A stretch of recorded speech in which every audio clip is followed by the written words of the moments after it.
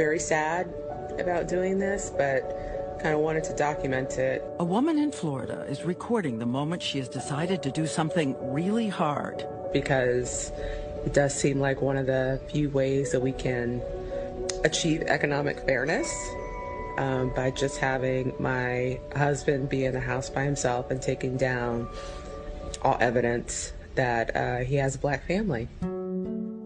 Her name is Abina Horton. She is a labor and employment attorney, and this is her husband, Alex Horton, an artist. Last June, they set out to get an appraisal of their home in Jacksonville, Florida, hoping to refinance and pay down the mortgage. A home filled with books and photos and love. Her family, his family. But when the appraiser came, Abina was there and said she felt something unsettling. It clicked in my mind almost immediately. Why did I let myself forget that I live in America as a black person and that I need to take some extra steps to get a fair result? The appraisal comes back. It is shockingly low. Even the bank couldn't make sense of that number. So she decided to get a second appraisal with a new appraiser. Same house, but something different. Back with another edition of the things that we are taking down from our walls. Pictures of me, Black Panther. The primary thing that we did was remove both me and my son from the home. When you're doing this, what does that do to the spirit? It's crushing the spirit, of course. I'm ashamed of it. I'll be honest. I'm ashamed of the fact that my son will see that this is something that I did. I'm ashamed to say that I really wanted to refinance and pay off my house sooner and have full equity in my home.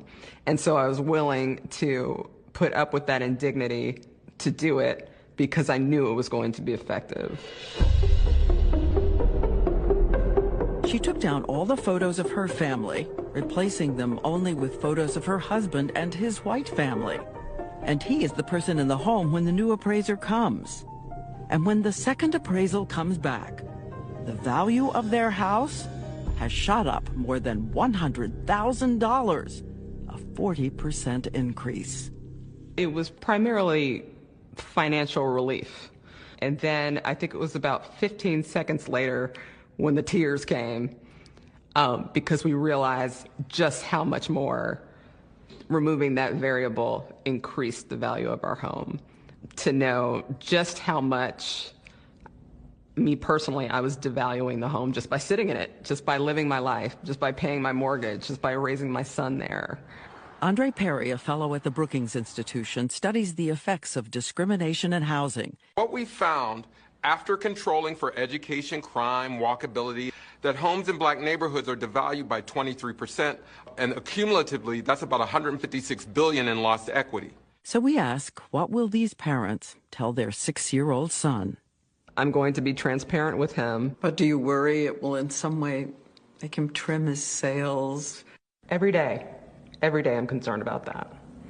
I feel as though he's a little boy who should be able to walk into a room, be who he is, be proud of that, and not shrink in any way. But at the same time, I don't want him to get the hard lesson in reality.